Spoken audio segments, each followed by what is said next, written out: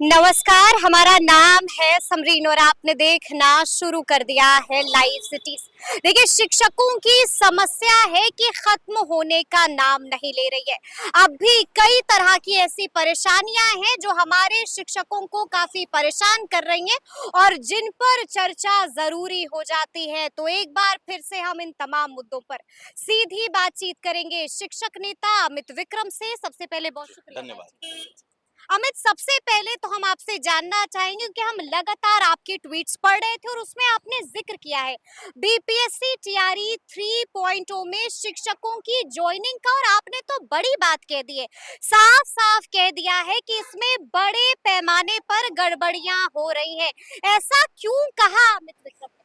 देखिए, ऐसा हमने इसलिए कहा कि लगातार शिक्षकों के फ़ोन कॉल्स आ रहे थे और उनका ये कहना था कि जहाँ पे शिक्षकों की ज़रूरत है, वहाँ पे शिक्षकों की पोस्टिंग नहीं हुई है और जहाँ पर शिक्षक पहले से हैं, वहाँ पे लगातार शिक्षक पर शिक्षक भेजे जा रहे हैं।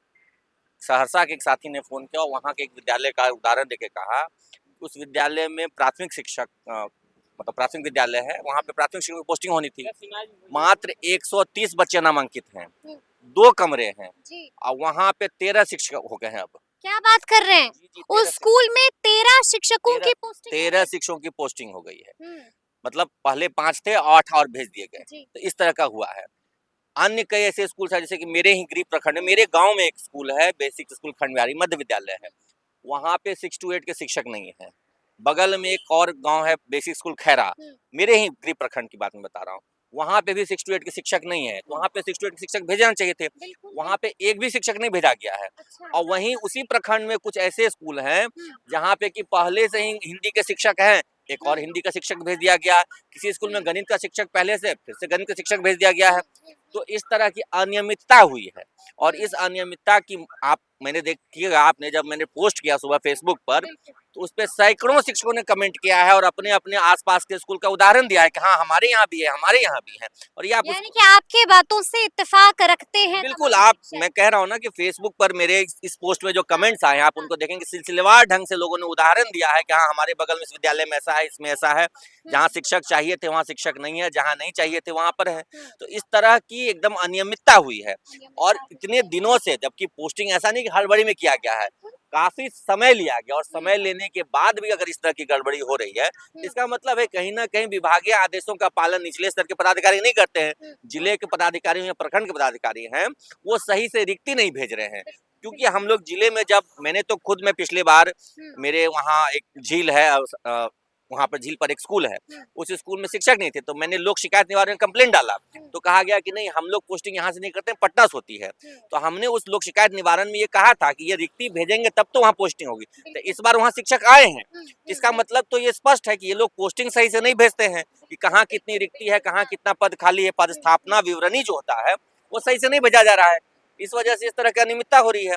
तो विभागीय पदाधिकारियों को चाहिए कि वो जिले और प्रखंड के जो शिक्षा पदाधिकारी हैं, उनसे सही से रिक्तियां ले।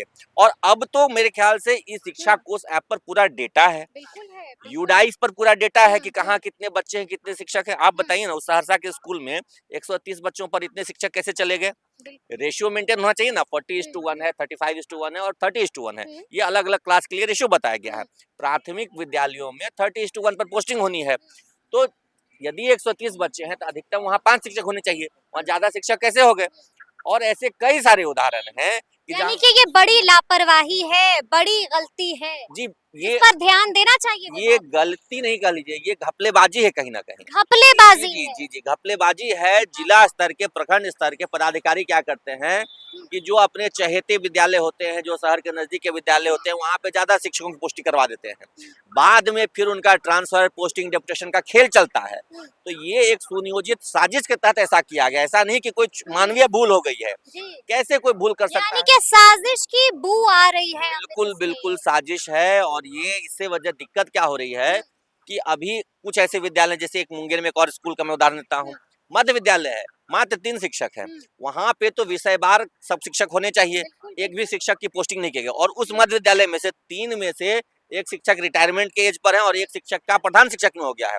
अब तो वो विद्यालय एकल शिक्षक हो जाएगा, तो फिर वहाँ पे डेपुटेशन के नाम पे खेल चलेगा।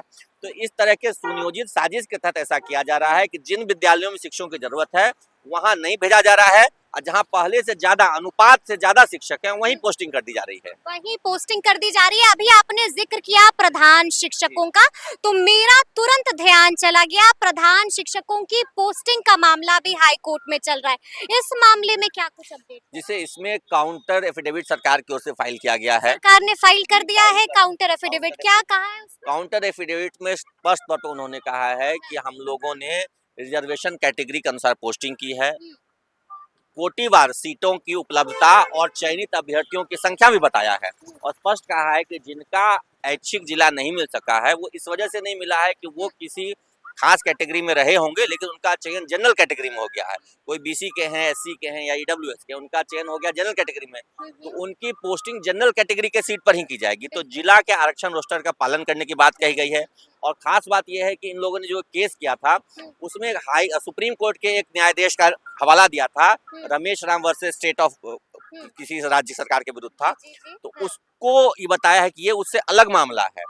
जी, इसमें स्पष्ट कहा है शिक्षा विभाग। यानी कि आप कह रहे हैं कि याचिकाकर्ताओं ने सुप्रीम कोर्ट के आदेश का हवाला दिया था, उसको शिक्षा विभाग ने सिरे से खारिज कर दिया है और कहा है कि वो जो केस था वो अलग था। वो कैडर एलोकेशन को लेकर के था कि एक मेरिट लिस्ट बनने के बाद कैडर दिए जाने की स्थिति में वो जो नियम है उसका पालन होता है, लेकिन यहाँ पे कोई अलग कैडर नहीं है, एक ही संवर्ग है, एक ही कैडर है, और इसमें सिर्फ पोस्टिंग की जा रही है। पोस्टिंग में इस तरह का कोई नियम नहीं है, अपने हिसाब से हम लोग पोस्टिंग कर रहे हैं। और यहाँ तक कि उन्होंने ये भी सरकार ने कहा है कि सभी पास किए गए अभ्यर्थियों शिक्षकों के हित में सबसे सही यह प्रक्रिया है, इसी का हम पालन करेंगे। इसी का हम पालन करेंगे। लेकिन सवाल यहाँ पर ये भी उठ रहा है अमित कि इस मामले में अगली सुनवाई कब हो? देखिए, अगली सुनवाई के लिए दोनों पक्ष, क्योंकि याचिकाकर्ता भी चाहते हैं कि उनकी पोस्टिंग जल्द से जल्द हो जाए, और जो अन्य शिक्षकों का दबाव भी है, लगातार हम लोग याचिकाकर्ताओं पर दबाव बना रहे हैं कि आप लोग भी अपनी ओर से रिजॉइंडर फाइल कीजिए।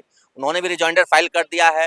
सरकार से के मंत्रियों से भी मुलाकात हुई थी हमारे प्रतिनिधियों मंडल की, तो उन्होंने भी मिलकर के यही कहा है कि जल्द से जल्द सुनवाई करवाई जाए।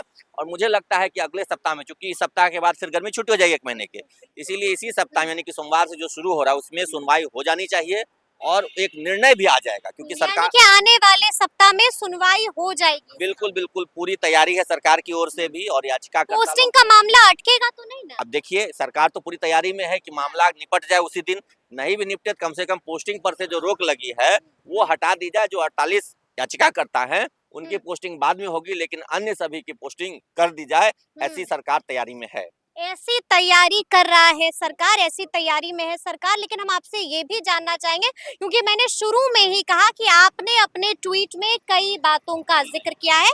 आपने ये भी बताया कि बक्सर से भी बड़ी खबर आ रही है, क्या हो गया है? बक्सर के विषय में तो मैंने क्या, वहाँ पर एक शिक्षिका थी, हाँ। नवनियुक्त शिक्षिका थी, 2022 में बहाली हुई थी। वहाँ विद्यालय में कई तरह की गड़बड़ियाँ थी। वहाँ के कई तरह की गड़बड़ियाँ मतलब जैसे कंपोजिट ग्रांट, विद्यालय रख रखाव के लिए जो पैसे आते हैं, एमडीएम का जो चावल या पैसे आते हैं उसके लिए, उसमें गड़बड़ियाँ थी। तो वहाँ की एक शिक्षिका ने शिकायत की थी।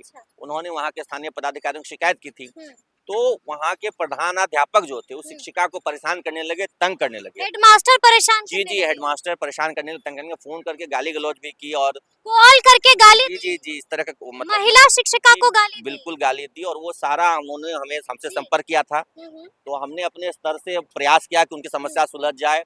और उन लोगों को हमने कहीं से नंबर लेकर के, विभागीय नंबर जो है एसीएस सर का दिया, और उन्होंने डायरेक्ट, शिक्षिका महोदया ने डायरेक्ट एसीएस सर को अपनी शिकायत दी।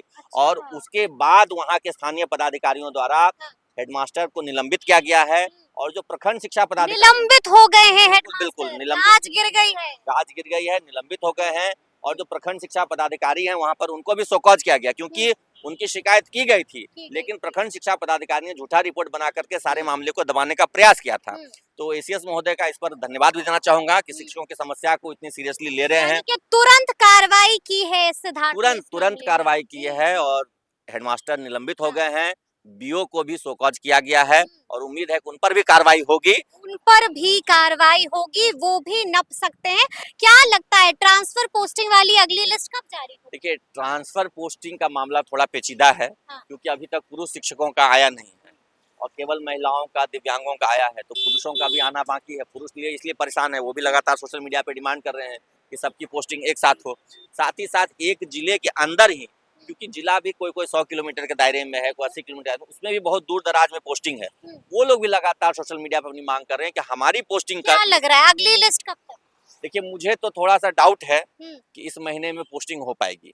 डाउट है कि इस महीने में पोस्टिंग हो जी पाएगी, जी बड़ी बात कह जी, दी है। मुझे डाउट है क्योंकि हाँ। देखिए अभी तक पुरुषों का ट्रांसफर का जिला आवंटन नहीं हुआ है। बिल्कुल, बिल्कुल। जिले के अंदर में जिनको ट्रांसफर चाहिए उनका क्या होगा, इस पर कोई अभी तक यहाँ से नीति निर्देश जारी नहीं हुआ है।